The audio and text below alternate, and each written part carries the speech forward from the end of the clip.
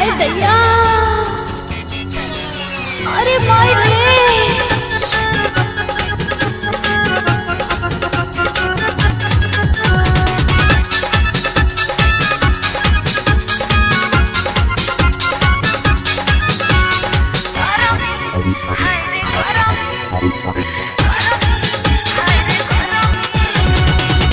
तर चुआ ताटे देह से पसीना, गर्मी से मुश्किल भइल बाटे जीना।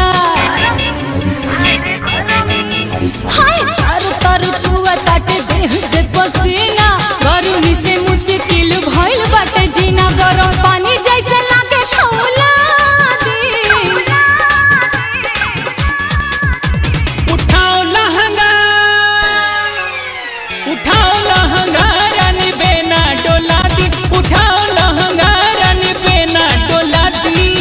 तर चुआ ताटे देह से पसीना, गर्मी से मुश्किल भइल बाटे जीना। तर चुआ ताटे देह से पसीना, गर्मी से मुश्किल भइल बाटे जीना। गरम पानी जैसे लागे खौला दी।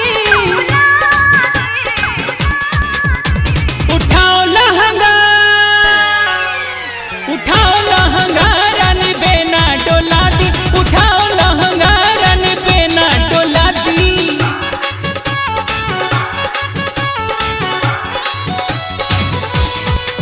हाय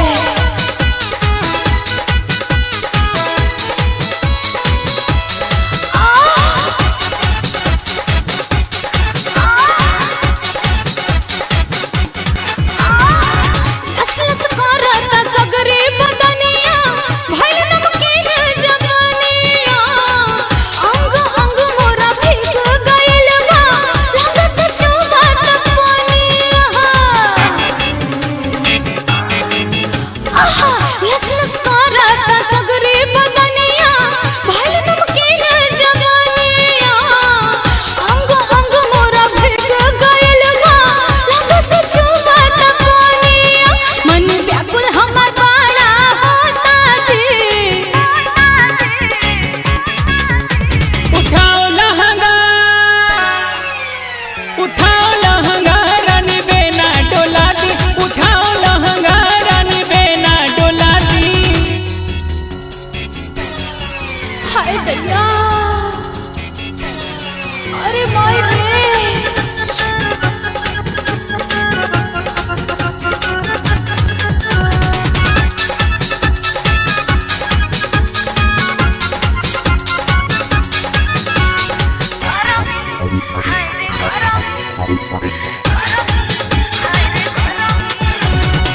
लागत पानी पटावल बड़ुए, चोल के भीतरिया।